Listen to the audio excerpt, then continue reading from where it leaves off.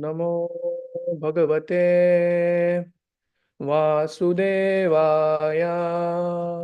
ॐ नमो भगवते वासुदेवाय। ॐ नमो भगवते वासुदेवाय। नमो भगवते वासुदेवाय। ॐ नमो भगवते वासुदेवाय। ॐ नमो भगवते वासुदेवाय। नारायणं नमस्कृत्य नरं चैव नरोत्तमं देवीं सरस्वतीं व्यासं ततो जयम् उदीरयेत्। नष्टप्रायेषु अभद्रेषु नित्यं भागवत सेवया भगवतीरुत्तमश्लोके भक्तिर्भवति नैष्ठिकी। कृष्णाय वासुदेवाय देवकी नन्दनाय च नन्दगोपकुमाराय गोविन्दाय नमो नमः।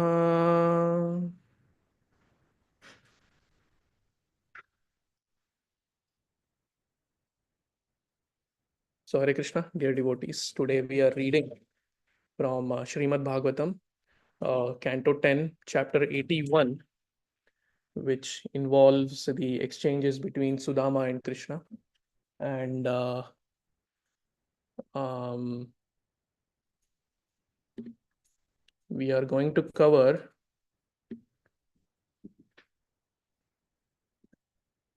verses 17 to 20.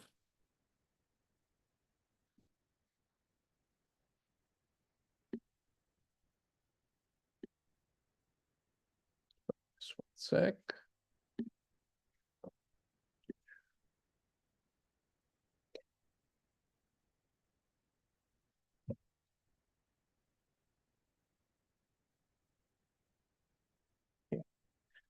So verse 17.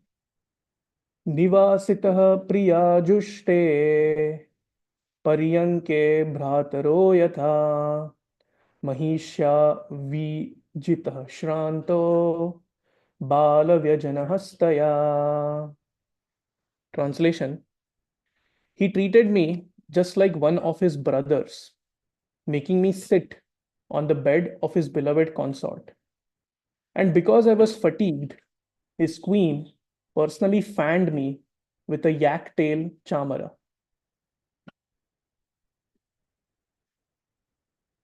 शुश्रूषया परमया पादसंवाहनादिभिः पूजितो देवदेवेन विप्रदेवेन देववत्. Although he is the lord of all demigods and the object of worship for all brahmanas, he worshipped me as if I were a demigod myself, massaging my feet and rendering other humble services. This is a very nice verse. We'll read the Sanskrit meanings as well for this. Swargapavargayo pumsam rasayam bhuvi sampadam sarvasam api siddhinam moolam tach charanarchanam. Swarga of heaven, apavargayoho, and of ultimate liberation. Pumsam for all men. Rasayam in the subterranean regions. Bhuvi and on the earth. Sampadam of opulences. Sarvasam all. Api also. Siddhinam of mystic perfections. Moolam the root cause. Tat his. Charana of the feet. Archanam the worship. Devotional service to his lotus feet is the root cause of all perfections a person can find in heaven, in liberation, in the subterranean regions, and on earth. Finally, adanoyam dhanam prapya madyan uchchair namam smaret iti karuniko nunam dhanam me bhurinadana na dadat. Translation: thinking, if this poor wretched, if this poor wretch suddenly becomes rich, he will forget me in his intoxicating happiness. The compassionate Lord did not grant me even a little wealth. Purport by the disciples of His Divine Grace, A.C. Bhaktivedanta Swami, Srila Prabhupada ki jai. Sudama's statement that Lord Krishna bestowed on him not even a little wealth may also be taken to mean that instead of giving him wealth that was abhuri, slight, the Lord in fact gave him the immense treasure of his association. This alternate meaning has been suggested by Srila Vishwanath Chakravarti. Om Ajnanatimirandhasya Jnananjanashalakaya Chakshurunmilitam Yena Tasmai Shri Gurave Namaha.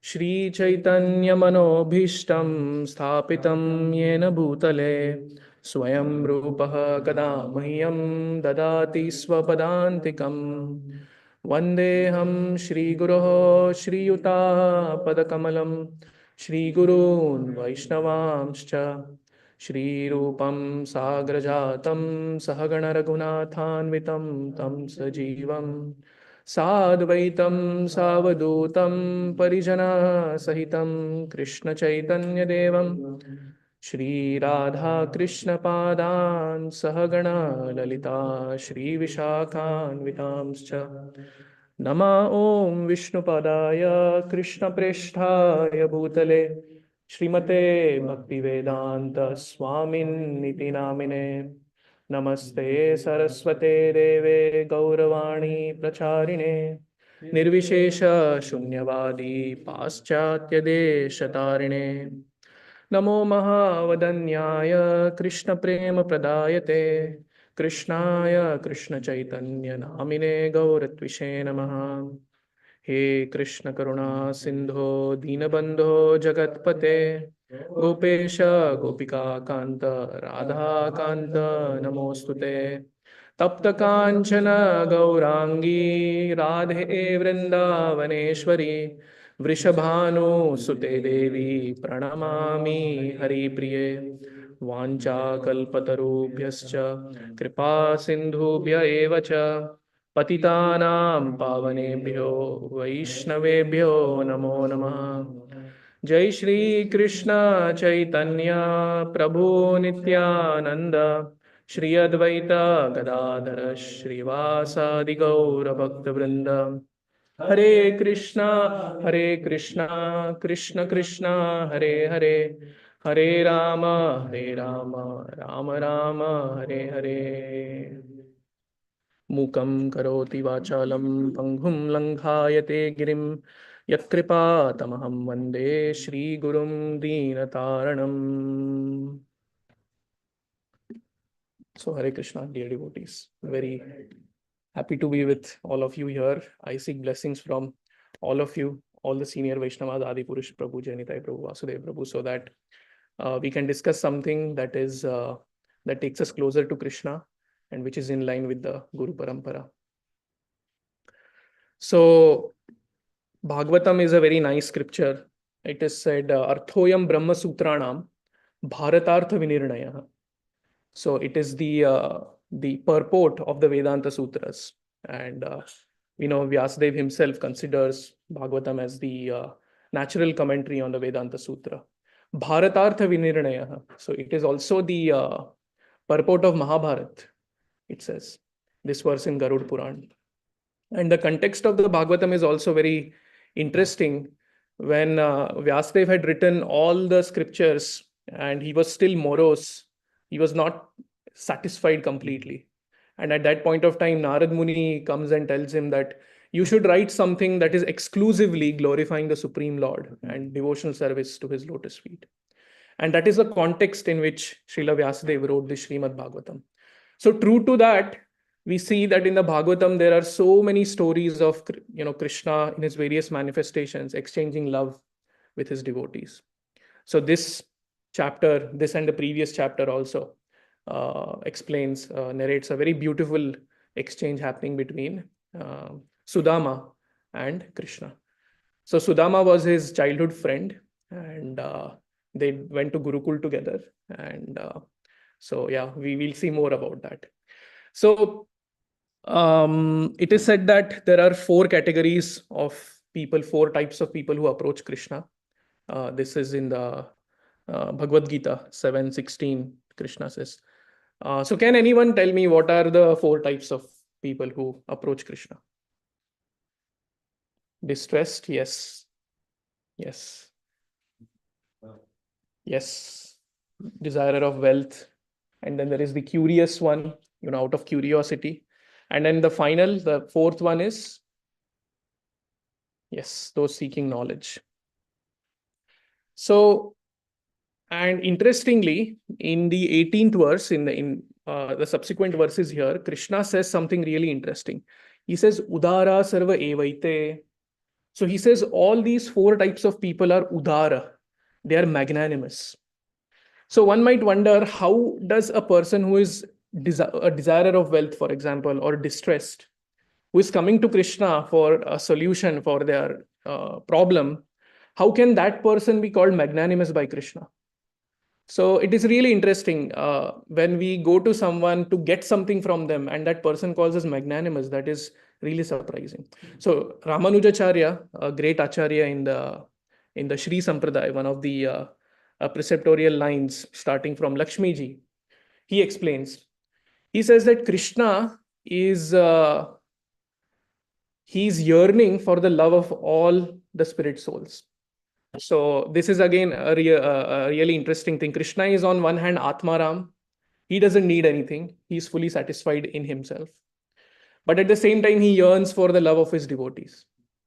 So there is this achintya bheda bhed or simultaneous oneness and difference going on.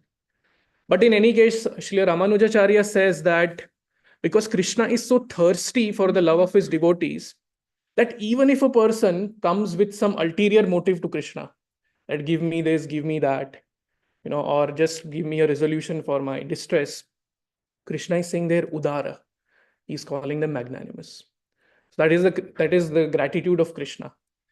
We often talk about gratitude, but that the source of that quality, virtue of gratitude is Krishna. So he is actually supremely grateful. So he's so grateful that even if somebody goes to him for some ulterior motive, he's grateful to them. He calls them magnanimous. So that is really interesting. And here, of course, Sudama in this story, he doesn't go to ask wealth from Krishna. I mean, that's not his primary purpose. Although his wife does tell him that you need to go and try to get a solution for our poverty. He thinks, yeah, but at least, okay, I'll go. I'll get to see Krishna. I'll get to meet Krishna. So that will be a nice thing. So let me go. But anyway, so just a small recap of the story. So in the Vedic system, the way it would work is the Brahmanas, there would be the Brahmanas who are considered like the head of the society, and they would give clarity to the people in general through the knowledge that they imparted. Right? And in return, or rather, it was not like a transactional thing, but as a gratitude for the clarity that people received, they would give charity. Right? So Brahmanas traditionally lived off of the charity that would come from their imparting of the knowledge. And but for whatever reason, Sudama's wife felt that whatever they were getting out of charity was not enough for them to sustain their family. And that's why she asks Sudama that, hey, this Krishna, he was your childhood friend, right? You guys went to college together. I mean, you guys went to Gurukul together. So why don't you go to him and ask something? I've heard that this Krishna, he is the husband of the goddess of fortune. So definitely, if he decides to help you, then there'll be nothing like it. And then Sudama thinks, okay, I'll get to meet Krishna. So he goes. And then we know the whole story how um, Krishna goes there. And then Krishna I mean, Sudama goes there, and then Krishna very nicely welcomes Sudama with open arms, and Krishna worships him. We read in the verses today that Krishna is worshipping Sudama. He's making him sit on a nice bedstead, and then he's washing his lotus feet. And then Rukmini Devi is, offering him chamara. So he is very touched by that. And not only that, then Krishna and Sudama very nicely, they have a walk down the memory lane. They talk about their days in Gurukul. And like this, Sudama spends his days. And then Sudama is ready to depart. And then it is said that Krishna walks him up to the gate of the palace to bid him farewell. And after he bids farewell to Sudama, Krishna goes back. And then Sudama is on his way to back to his home. And that is where he's thinking to himself. He's thinking to himself about the exchanges that happened, and he's in ecstasy. He's in total ecstasy because of Krishna's presence. And the last verse, actually, the 16th verse in this section, which was covered yesterday, is actually very nice. So it says, "Who am I, a sinful, poor friend of a Brahmana? And who is Krishna, the Supreme Personality of Godhead, full in 6 opulences? Nonetheless, he has embraced me with his 2 arms." And this is a very nice verse, and this was quoted by the leper Vasudev. So in Chaitanya Charitamrita Madhya Leela, this section comes where Lord Chaitanya is on his South India tour. And there at Kurma Kshetra, this is a place in South India where this leper Vasudev is living. And then when he gets to know that Lord Chaitanya is here, he becomes really eager to meet Lord Chaitanya. But for whatever reason, when he reaches the place where Lord Chaitanya is, Lord Chaitanya has already left. But then Lord Chaitanya senses the eagerness of this Vasudev, and then he comes and embraces him. And as soon as Lord Chaitanya embraces Vasudev, all his leprosy goes away. At that time, Vasudev, the leper, I mean, he's no more a leper at that point. He says this verse, "Who am I, a sinful, poor friend of a Brahmana? And who is Krishna, the Supreme Lord? He has embraced me with his 2 arms." But anyway, getting back to our set of verses, right? So Sudama he set out with a purpose, and with 2 purposes actually. But he did not do them. Those things did not materialize. So there were 2 things that Sudama had set out to do when he wanted to go to meet Krishna, but they did not happen. Right? What is the first thing that he had planned to do but did not do?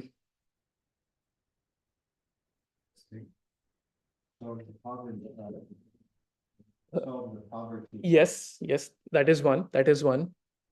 And one other thing, it is again a very sweet thing. Yes. He wanted to give a gift to Krishna. Yes, he went to give a gift to Krishna, but he did not do that. Yeah, he had taken the bag of chipped rice. He did give that, but then Krishna snatched it away from him in that sense. So, but anyway, he did not plan to do it, but he planned to do these things, but he did not do it. But they ended up happening anyway because of Krishna's will. So maybe I should add that here. But yeah, so offering the chipped rice to Krishna. So there is another interesting thing here, that in this section Krishna quotes that verse, Patram Pushpam Phalam Toyam. So Krishna is saying that if one offers me a leaf, a flower, a fruit, or even some water with love and devotion, I accept it. Krishna is saying, and he's seeing Sudama that he's got something for him, but he's hesitant to give it to him. So Sudama, he brings this bag of chipped rice with him to offer to Krishna. But when he comes here, he sees that Krishna is this is such great opulence. Krishna is, Ugrasen is the king, but Krishna is like the most important person in the kingdom that time. Such a big palace, such great opulence. My bag of chipped rice is unworthy of Krishna. He had this humility. So it is said that love, when accompanied with humility, becomes very sweet. So imagine if someone says they love us, but then they are constantly badgering us as if they are doing a favor upon us by loving us. So that is not really sweet. But then when there is love accompanied with humility, that is really a sweet thing. So the love of Sudama here is that he gets the chipped rice to Krishna out of love and devotion. But his humility is that he thinks that it's unworthy to be offered to Krishna. But anyway, there are, when it comes to, and we know finally that Krishna snatches away the chipped rice and eats, and then he says, "This is the tastiest thing I have eaten in the whole world." So he's tasting the love and devotion of Krishna. So I just wanted to narrate few more stories of how Krishna, he tastes the love and devotion of devotees through the food that they offer to him. So the first one is, most of us would know this, Shabri and Lord Ram. So Shabri is a great devotee of Lord Ram, and she surrenders unto a guru called Matanga Rishi, and she serves him very nicely and practices bhakti very nicely. And she has this intense desire to see Lord Ram. And while he's passing away, Matanga Rishi, her guru, he says that, you've pleased the Lord, you've pleased me by your bhakti, and you will surely get to meet Lord Ram. But then I don't know when. So you just have to patiently wait. So then Shabri waited patiently for many, many, many years, and she was just perform. And then she had this thing in her mind that when Lord Ram would come, Lord Ram and Lakshman, she wanted to offer them berries. So every day she would go, she would bring berries and she would keep them. She would clean the place where Lord Ram will be sitting when he would be sitting when he would come. So she's doing all that. She's practicing devotional service very nicely. And then after many, many years, when Sita gets kidnapped by Ravana and Lord Ram and Lakshman, they are in search of Mother Sita, they happen to come to Kishkinda, where Shabri lives. Shabri used to live. And she used to live in a cave. And then Lord Ram, who is the Antaryami, he knew that there is a devotee waiting for him to meet him. So he goes to her cave, and this cave is still there, by the way. This cave is still there in South India, in near a place called Hampi. So Lord Ram goes there, and then Shabri is very ecstatic to see Lord Ram. She calls him and Lakshman. She, gives them a place to sit, offers them so many wonderful things. And one of the things she does is she offers them these berries that she would get every day. Now, these berries, very interestingly, what she would do, she knew that not all of these berries are sweet. Some of them are sour. So then she's taking each berry, kind of tasting it, and then if it is sweet, she's giving to Krishna, Lord Ram, and then if it is not sweet, she's throwing it away. So it's really sweet, and Lord Ram is also relishing that. Lord Ram is relishing that. It's not that Lord Ram, you are not following the standards of cleanliness. But then he's tasting the love and devotion of Krishna. There is the other aspect to it which will come. Vasudeva Prabhu is here and Jainitai Prabhu is here, so I have to say that they are pujaris. So, uh, so another story is of Vidurani, the wife of Vidura. So the wife of Vidura, Vidura and his wife, they are pure devotees of Krishna. And during Krishna's visit to, I think, Hastinapur, that time, two people invite him for a feast at his home. So one person is Duryodhan. Duryodhan, he prepares a huge feast of Chappan Bhog, 56 offerings of different kind of foodstuffs, and he invites Krishna. And then at the same time, Vidura also invites Krishna to his home. Now, Vidura is not like, although he is serving as a minister, but he lives a very simple life in a small place and with his wife. So then Krishna, he understands that Duryodhan, although he's offering such a huge feast, there is no love and devotion. Duryodhan was always, he had animosity towards Krishna's devotees, the Pandavas. So Krishna was not really impressed by that offering. But on the other hand, he went to Vidurani. He went to Vidura's home. And in Vidura's home, when he went, Vidura hadn't reached home yet. But Vidurani, his wife, was present. And then she saw Krishna and she's totally in ecstasy. Oh my God, Krishna, you came. That is so nice. And she completely gets drowned into that ecstasy. She calls Krishna in, she makes him sit, and she is giving him bananas. So she has got fresh bananas to offer to Krishna. But then interestingly, what she is doing out of her ecstasy is she's peeling the banana, giving the skin to Krishna and throwing away the banana. And Krishna is relishing that, he's relishing that the banana skin, banana peel very nicely. And then Vidura happens to arrive. And then Vidura sees this and he's shocked. Oh my God, what's happening here? And then he kind of, seeing her husband come, Vidurani actually comes back to her external senses, and then she starts offering the banana to Krishna instead of the peel. And then Krishna says to Vidura, I was liking the peel better because she was offering it with love. Again, these stories are to the thrust of these stories is that whatever we do, we should at least try to do with love and devotion. The thrust of these stories is not that we stop following the cleanliness standards of offering food to Krishna or whatever other things to Krishna. But yes, so these stories bring out this point that Krishna appreciates, he accepts the love and devotion of his devotees. The second thing, as Jainidai Prabhu mentioned, was asking Krishna for wealth. So Sudama doesn't really do it. He comes, and then the reason he doesn't do it, Acharya says that by meeting Krishna, he's so much in ecstasy that he forgets to ask Krishna for wealth.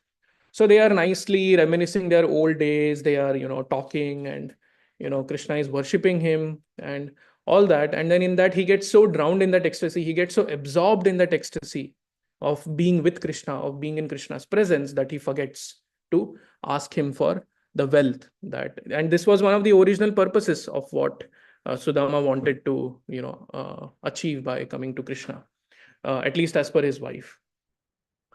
So the lesson here is that the consumerist world today, the world today is such that it always makes us believe that acquiring more and more is going to bring us satisfaction, acquiring more and more things. Oh, you have iPhone 15, iPhone 20 is coming, right? Oh, you have this, you should use this product, it will make you happy, right? So this consumerist world today is about acquiring more and more. And the thought is that if you acquire more and more, that will bring us satisfaction. But that is not totally true. That is not what the Vedas say. And Chaitanya Sharan Prabhu puts it in a very nice way. He says that satisfaction comes not by acquiring what we want, but by appreciating what we have. So this is a really nice quote by Chaitanya Sharan Prabhu, and this principle comes out very nicely in this pastime between Sudama and Krishna. Yes, Sudama wanted wealth, but then Sudama was so appreciative, so grateful for Krishna's time and Krishna's presence that he forgot about asking him for wealth. But Krishna is, again, he's the Paramatma in everyone's heart. He knows the need of Sudama, and then finally he does offer Sudama the wealth that Sudama was he needed, but he did not ask Krishna because of his absorption. So in our life also, Krishna's presence comes in various ways. So one of the most important ways is the holy names. We chant Hare Krishna every day. We in the form of japa, in the form of sankirtan, and then deities. We worship the deities in some way or the other. The deity is not different than Krishna, Archa Vigraha. And then there is Paramatma within our heart. Paramatma is also a form of Krishna who is there present with us in our hearts. And then the glories, pastimes, Madhurya Leela, Gunarupa Namnam. All these things, Leela, pastimes, Guna, qualities, Rupa, form of the Lord, Namnam, holy names, these are all not different from Krishna. When we hear Krishna's glories, when we hear Krishna's pastimes, it immediately puts us into that spiritual realm of reality. And then that uplifts us. And Shrinivatam so Katha Krishna, Punya Shravan Kirtana, Hridayantasthoya Badrani, Vidhunoti Suratsutam. So by hearing this Bhagavatam, by the oral reception of Krishna's kathas, Krishna's pastimes, all the knots in the heart, the troublesome things in the heart, they go away, they are destroyed. And then devotees, the presence of devotees in our lives is actually a mercy of Krishna. So had it not been for devotees, the association of devotees, we probably wouldn't have even considered taking to the path of bhakti. So we receive Krishna through Vaishnavas as well. So that way Krishna is present in our lives in so many ways. So when we try to appreciate, of course, we have certain goals, we have certain things that we have to strive for in this world. But on a deeper level, when we have this appreciation for Krishna's presence in our lives, we are grateful for it, then we can be really satisfied.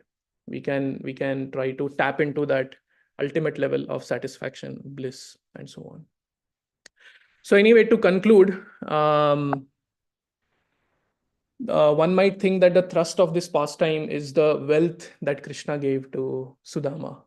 That is one thing for sure, but more important than that, deeper than that, is that the fact that Sudama became so blissful that he didn't even ask for that wealth. So that is the gift of Krishna's presence. That is the gift of associating with Krishna. So anyway, and then it says here that he was already in ecstasy.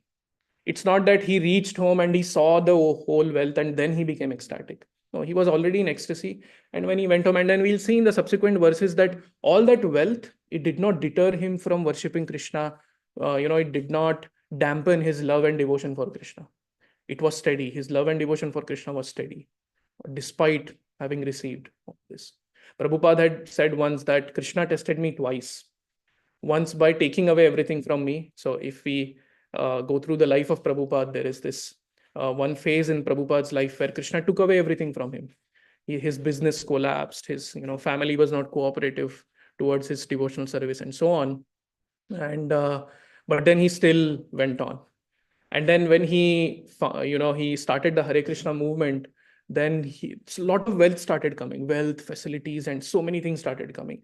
Still, Prabhupada was unwavering in his determination to serve Krishna, to love Krishna. So like that, this is a lesson for me also. Can we try to be grateful for the presence of Krishna and his devotees? So yeah, that's it from me. There are any reflections, questions, corrections, please?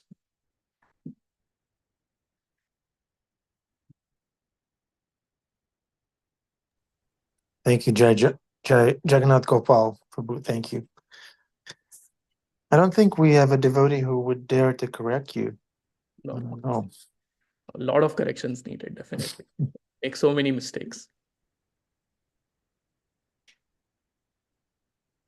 Okay, dear devotees, it's your turn to shine, to reflect back what Jagannath Gopal Prabhu shared with us, please.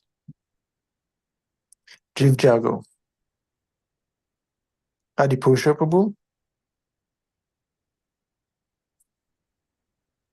Can you hear me? Put my volume down. Hare Krishna? Where is the apron? Okay, you're patching it. Okay.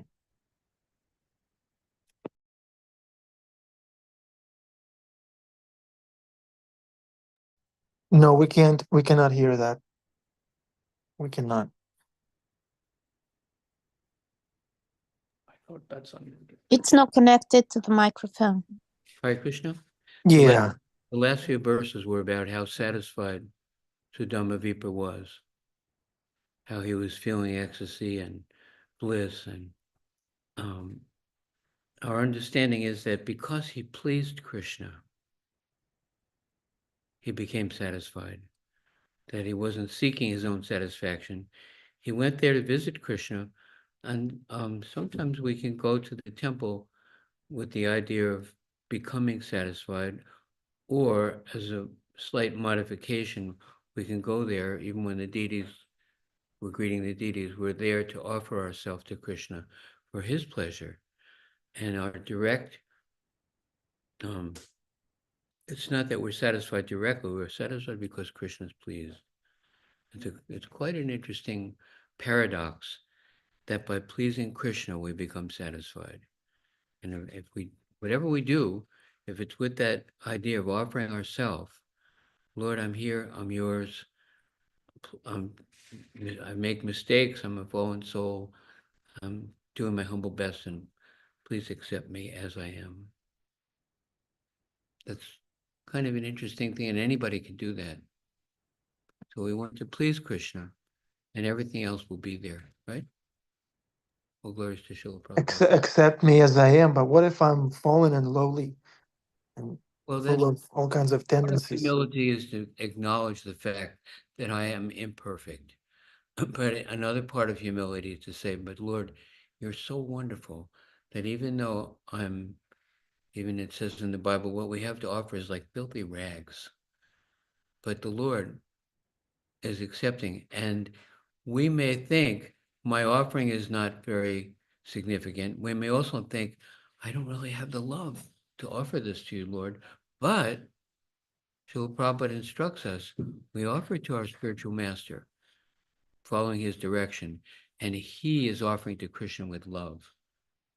Even if we think my offering is imperfect, my love capacity is not very, exalted, but our spiritual master, he adds the love to the offering. So we always offer things to Guru, to Krishna through Guru, and the Lord will be satisfied with the Guru's love. All glories to Srila Prabhupada. Hare Krishna. Thank you, Haripurusha Prabhu. Jamuna Jaya has her hand up. Hare Krishna, thank you for a wonderful class.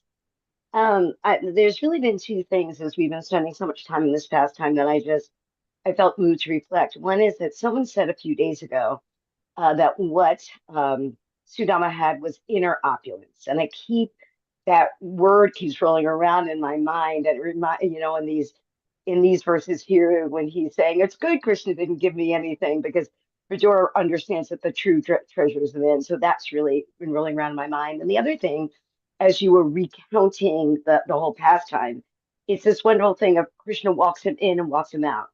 Krishna walks him into the deep chamber, into the bedroom, and then he walks him out, out to the gate. And it's just a reminder that Krishna is always there doing that for us. He's always walking, and he's like writing inside of us. So when I hear these verses, it's a powerful reminder. He's there all the time with us, walking us in and walking us out and being with us. So thank you so much for, it's always nice when we go back and tell the whole thing of the tale so we remember these little details. Hare Krishna. Beautiful. Thank you, Mataji. Thank you. Vanisha. Hare Krishna, good morning. Such a sweet class. Thank you so much. And it was reminding me of this sweet thing that I saw on the internet. I am a bit of a sucker for these videos the short videos where people rescue animals. And there was a little mangy puppy on the street. I don't know, I couldn't tell what country it was in, but this woman rescued this puppy off the street. She put it in her bag on her bike and took it home and kind of nursed it back to health and, documented it. And when she got it home, she put out some water and it just drank and drank and drank and drank. And she said, he was so thirsty. And what you said what you said about Krishna being thirsty for our love really moved my heart. Like, it's so incomprehensible because you can imagine a mangy little puppy on the street being very thirsty, but you can't imagine the Supreme Lord being thirsty because, as you said, he's self-satisfied. He doesn't need anything, but yet he still thirsts for our love and association, right? Our affection. And so that was really that literally my heart just I felt my heart expand as you said that. So I just thank you for that that image. It's very moving and useful too to remember that actually, because it moves a different part of us, right? We can be in awe of the Lord and we can always feel so humble in front of the Lord, but then to think that he actually is thirsting is very wonderful. And I think this whole story is just so sweet. The friendship, like to think that anybody could have a friendship with the Lord is very very moving. So thank you. Hare Krishna. We still have 4 minutes just on that. There is a verse in Mahabharata that says, so Krishna is saying this verse. So we know how Draupadi was rescued by Krishna. So she was, Dushasan and others, they were trying to disrobe her. And but Krishna came there in the form of that sadi that was never ending. So later on, Krishna says this verse. He says that Rina, there is this concept of Rina in Vedic culture. Rina means debt. So now he says that when Draupadi called out to me, I became a debtor to her. I went into debt because she was calling me with love. And then he says, Hridayam na apasarpati. This feeling of indebtedness doesn't go away from my heart. So even when we call out to Krishna, just because we call out to Krishna, he's, just like on one level, if we see Draupadi called out to Krishna, so she just called out to Krishna, but that created such a deep feeling in Krishna's heart that, the feeling of gratitude. And Krishna, and Prabhupada actually mentions this particular instance in Nectar of Devotion in the section of gratitude, where Prabhupada explains gratitude as one of the qualities of Krishna. There he explains, he narrates this incident where Draupadi, because she called out to Krishna, he became very grateful to her. He became a debtor to her. So yeah, it's really mind-blowing. Yes, bro.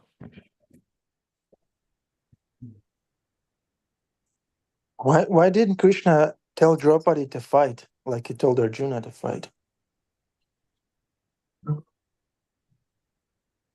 She did, right? What I've heard is she tried to, uh,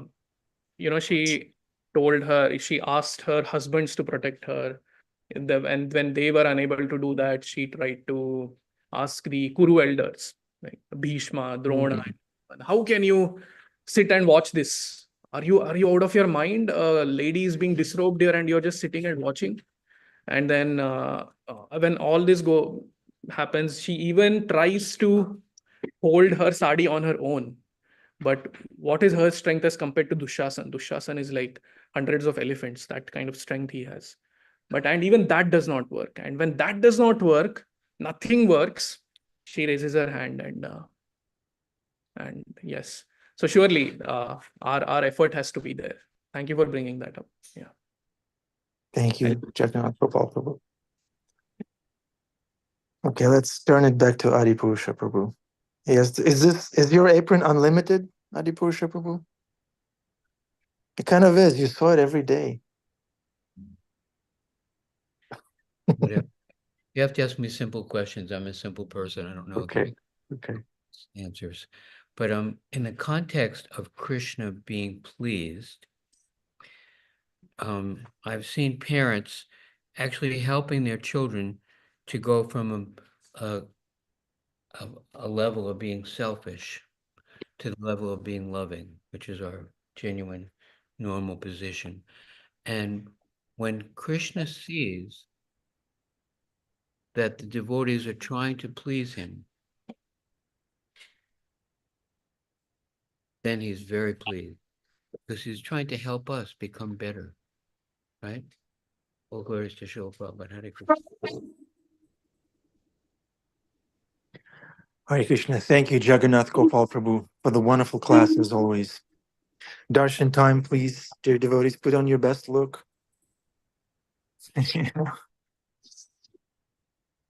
Your best smile, Jamuna Jaya. Yeah.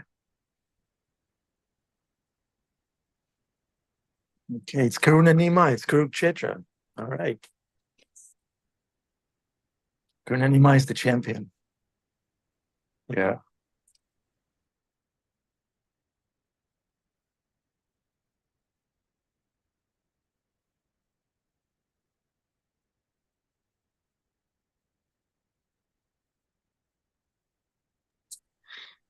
Jai Shishirana Mulidhar Shigar Chandra. There's no audio. Janitai. Okay, cool. Oh, he went out again.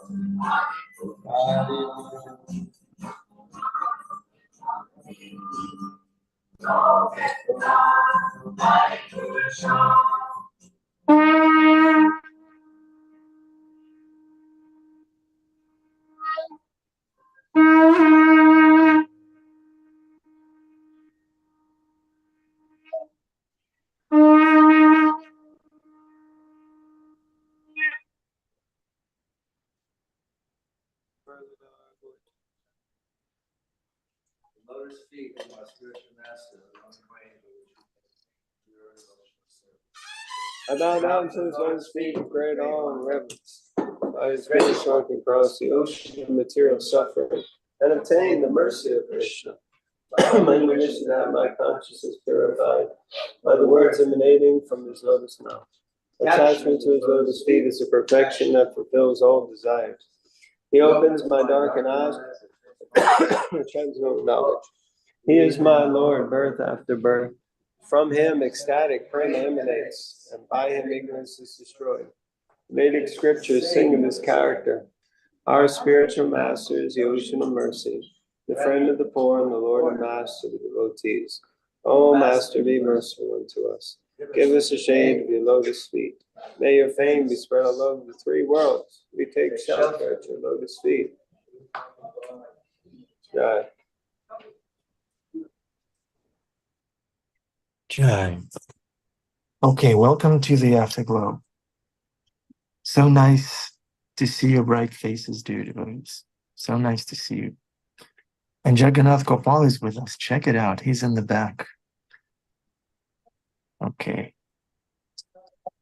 Yeah, we may be insignificant and full of unwanted desires, but that does not mean that Krishna is wasting his time on us or our guru is wasting his time on us.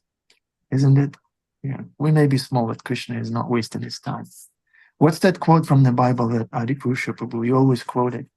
Like, I will never abandon the good work I've started in you, something like that. Unmute. It says, don't doubt that I won't complete the good work I've begun in you. Thank you. Sorry, I'm sorry. Oh, thank you.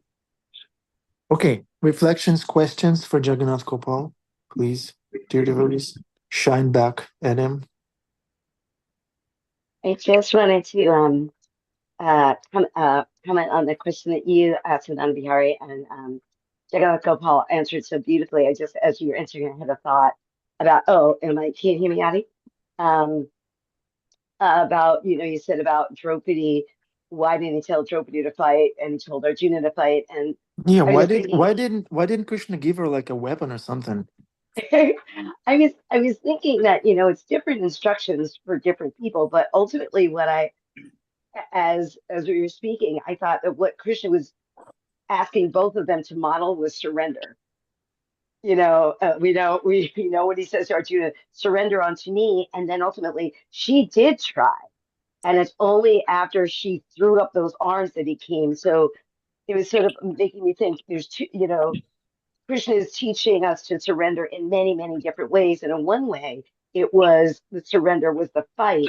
In the other way, the surrender was to let go. So that just occurred to me when you were thinking that. Nice.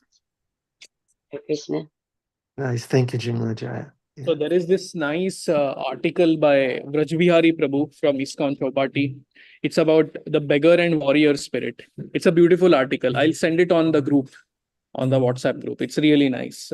It talks about what Mataji just mentioned about, sometimes surrender means to fight. Sometimes surrender would mean to just surrender, depend on Krishna like that. So very nice article. Yeah. But thank you for the reflection. Thank you so much, Jagannath Gopal Jaya, for this wonderful elaboration on the question. Adipusha Prabhu, you are unmuted.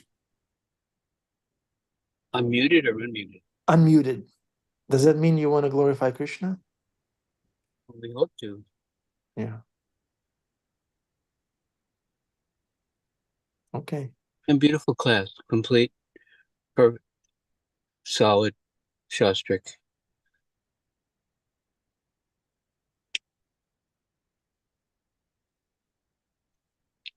The conclusion is that we are satisfied by pleasing Krishna. What else can we say? And the only way to be satisfied by unceasing, unmotivated devotional service to Krishna. At least that's what Doctor said. Thank We can do it. We can do it. Why would Krishna give an instruction that we can't follow? Yeah, that's a good one. Thank you. Anandi is unmuted. Anandi. Oh, what I was thinking was Sudama exemplified what a true devotee, asks for, which is nothing. Like if you go in front of a general, you don't ask for who can give you everything. You don't ask for little petty things. So he just exemplified that, he didn't ask for anything and he got everything. So we were always cautioned, when you go in front of the guru and God, you don't ask for petty little things. You receive everything anyway, and he exemplified that. But what is mystifying to me right now, because I keep trying to think of it, wasn't Dhruva, didn't he go before Krishna and ask for a kingdom? I mean, it's interesting. I'm just trying to come to terms with that. And that's it. I mean, it's such a wonderful story. It's simple, really, but it has so many implications. And I think one of it is when you go in front of, God, you say, "You've given me everything. What can I give to you?" I just fold my arms and say namaskar. Beautiful, Anandi. Beautiful. Beautiful. Thank you. Jagannath Gopal. Yes, bro. So it's kind of there's a very similar lesson from that we can drive from Dhruva Maharaj's story, right? He went before Krishna and he asked for the right thing. He said, actually, this kingdom doesn't really matter anymore now that I know how to serve you. Cool. Very poetic. Dhruva mentions, I was, after he gets darshan of the Lord, he says, I was looking for broken pieces of glass, but here I have the diamond in front of me. So why should I want the broken pieces of glass? So yeah, very nice. Thank you. Okay, let's take one more reflection. How about Mary Ellison? Mary Ellison, please reflect.